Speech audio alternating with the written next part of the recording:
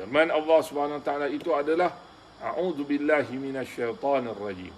Wa'tasimu bihablillahi jami'an wa la tafarraqu.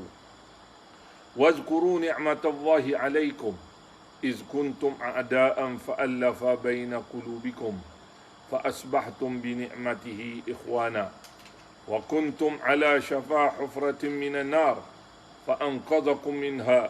Kadzalika yubayyinu Allahu lakum ayatihi la'allakum tahtadun. Apa yang dimaksudkan daripada firman Allah? Wa'tasimu. Wa'tasimu ini adalah perintah daripada Allah Subhanahu Wa Taala. Apa artinya kalau diterjemahkan ke dalam bahasa Melayu? Hendaklah kamu berpegang teguh. Maknanya Allah Subhanahu Wa Taala memerintah kita supaya kita berpegang teguh. Kita mesti berpegang kuat. Kita mesti berpegang bersungguh-sungguh. Jangan ada kelalaian. Jangan ada kecuaian. Jangan ada rasa perasaan culas atau pemalas. Tetapi mestilah berpegang bersungguh-sungguh. Jadi apabila dia adalah satu perintah, kita kena buat. Dan apabila kita kena buat, kita kena tahu bagaimana cara nak buat.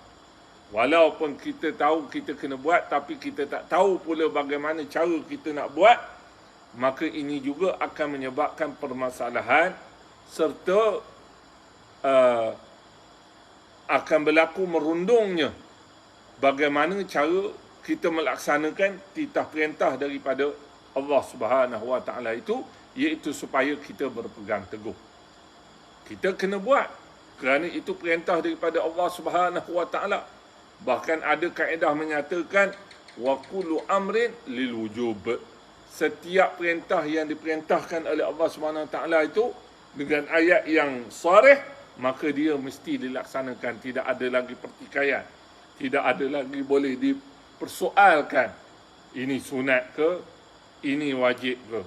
Tetapi apabila dia perintah yang sharih, yang jelas, maka dia adalah satu perintah yang wajib, yang tidak boleh lagi kita pertikaikan dan tidak lagi boleh kita persoalkan tentang titah perintah yang telah Allah Subhanahu Wa Taala jelaskan sejelas-jelasnya daripada firman-Nya, seperti kalimah wa'tasimu, hendaklah kamu berpegang. Apatah lagi yang diperintahkan oleh Allah Subhanahu Wa Taala kita itu berpegang dengan perkara yang nyata ianya sangat baik dan bermanfaat untuk kita, dan sangat baik dan bermanfaat untuk kehidupan ummah. Apa dia yang diperintahkan oleh Allah Subhanahu Wa Taala berpegang? Adakah berpegang dengan pokok kayu? Adakah berpegang dengan ikatan tali yang boleh menghubungkan kita di antara satu sama lain? Apakah yang dimaksudkan berpegang teguh itu dengan tempat kita bergantung dan bergayut? Tidak. Yang dimaksudkan oleh Allah Subhanahu Wa Taala supaya kita berpegang teguh itu adalah dengan apa? Bihablillah, dengan tali Allah. Tali Allah Subhanahu Wa Taala inilah yang disuruhkan oleh Allah, yang diperintahkan oleh Allah Subhanahu Wa Taala untuk kita berpegang kuat. Tali Allah Subhanahu Wa Taala inilah sebagai kinayah kepada kita untuk kita persoalkan apakah dia maksud tali Allah Subhanahu Wa Taala.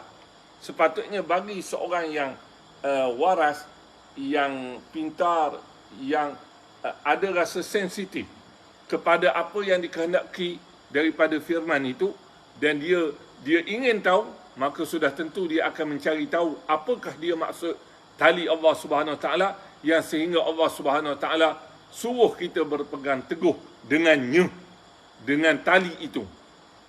Maka tali ini adalah satu kalimah yang menjadi kinayah yang dipinjang oleh Allah Subhanahu Wa Taala kepada umat Islam untuk mereka mengenali apakah sebenarnya maksud daripada tali itu. Kerana tali ini biasanya di dalam benak pemikiran manusia akan menghubungkan daripada satu tempat dengan satu tempat untuk diikatkan dan diperkuatkan. Sebagaimana orang nak mengikat, dia buat rumah, dia nak kuatkan rumah tu foundationnya, dia nak kuatkan rumah itu pembinaannya, maka diikatkan rumah itu dengan tali yang kukuh dan utuh supaya rumah itu tidak runtuh dan roboh. maka menjadilah rumah itu terikat dan terjalin daripada satu sendi dengan satu sendi, daripada tiangnya kepada tempat alangnya, daripada alangnya kepada sehinggalah ke tempat bumbung yang di atas, yang mana apabila diikat di antara satu sama lain, bukan saja dia tidak runtuh dan roboh, bahkan dia selamat untuk menjadi tempat orang berteduh. Itu bayangan tali sebagai ikatan yang kukuh dan utuh. Tali juga akan menjadi penghubung di antara orang yang berada di seberang sana dan di seberang sini apabila dia duduk di satu tempat yang berjauhan, sama ada yang direntangi oleh sungai, ataupun direntangi oleh api, ataupun direntangi oleh pemisah-pemisah yang menyebabkan mereka tidak dapat berhubung, maka mereka akan dihubungkan dengan rintangan tali yang boleh menyebabkan mereka sampai di antara satu sama lain. Sama ada suara mereka sampai, ataupun tubuh badan mereka sendiri sampai, apabila mereka meniti melalui tali-tali yang menghubungkan mereka itu. Itu bayangan yang ada di benak kepala orang apabila dimaksudkan dengan kalimah tali.